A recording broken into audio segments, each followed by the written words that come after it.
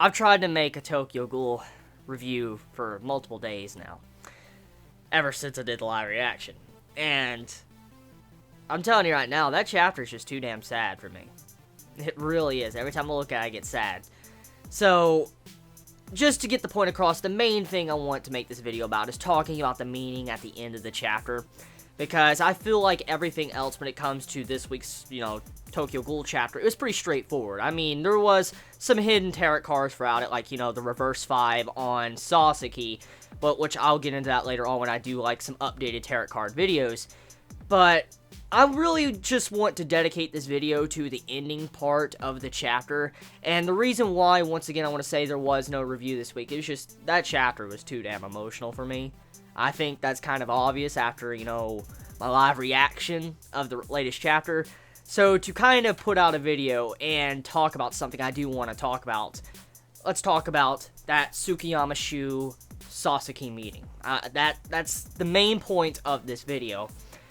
So, I don't know how many realized, some of you did, I saw in the comments some of you did, but I don't know how many realized what that ending really meant.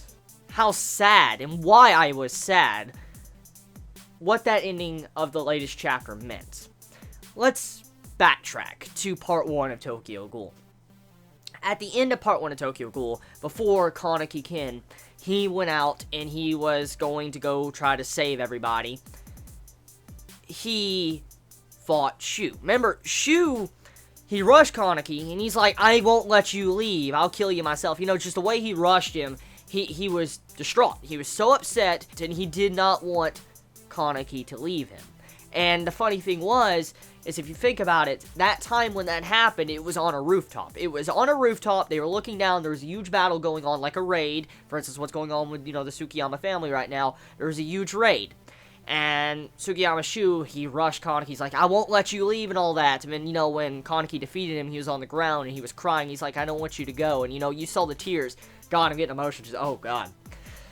But yeah, you saw the tears from Tsukiyama Shuu and he got upset. And so that was in part 1 of Tokyo Ghoul when that happened. That was like, one of the saddest moments at the end of part 1, just to see how Shuu was starting to show signs of character development, how much he cared for Kaneki, and then what we've seen in the latest, arc, with how Shuu has now looked at, Sasaki or Kaneki as a friend, not as food, but as a great friend. And it shows you how much development he's went through since this entire journey.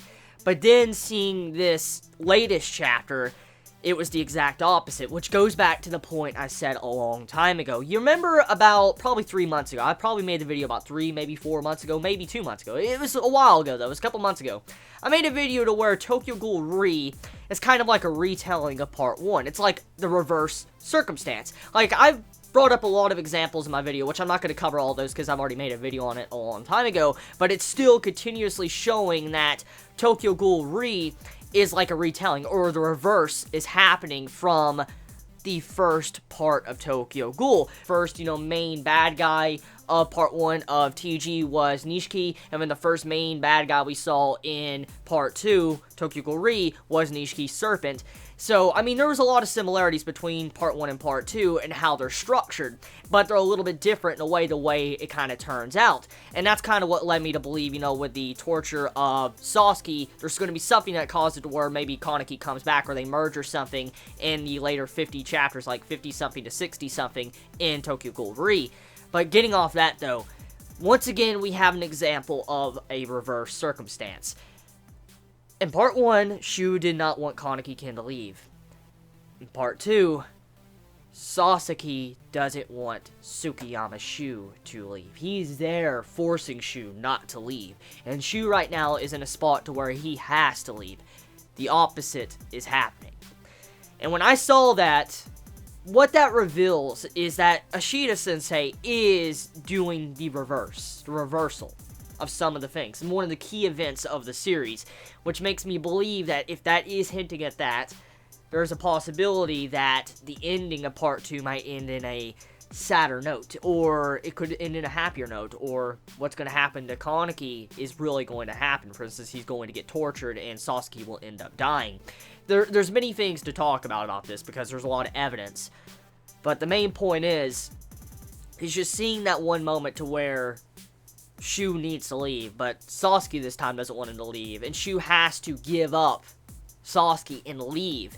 This is a hard road ahead of Shuu as a character, because now he has to make a decision. Will he put aside his friendship for someone he cares about and loves to save himself, to carry on the will of his family? After everybody that has died in this arc these past couple chapters, to save Shuu, out of all these people, Matsume and all of them, you have it to where Shuu needs to make a decision. Is his family more important, or Sasuke more important? And whatever decision he makes is going to really decide the fate of Shuu. But then, this ain't the end of it, what I needed to discuss. Props for the Chibits that actually told me this. I completely forgot about this one, and I was told this weekend, and I'm like, oh, fuck. Like, I was told. Shuu said a long time ago when he joined Kaneki Ken, he said that, I want to be your sword. I will be your sword, or your blade. And with that dialogue, if you think about it now, what does a ghoul turn into when CCG captures them and kills them? A Kaneki. Shuu, a long time ago, in part 1 of Tokyo Ghoul, says, I will become your blade. I will be your blade. I will become your sword. Whatever, something around that, like that dialogue. Was that dark foreshadowing from Ishida-sensei letting us know that Shuu might die and turn into a Kaneki for Sasuke?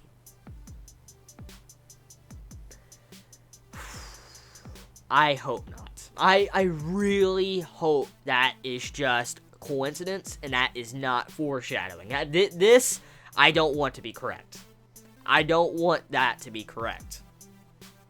Please, don't let that fucking become correct. Because that dialogue scares the shit out of me. Because Ishida's shown time and time again, a little line of dialogue easily foreshadows future events. Ishida has shown this before, so I'm scared about that.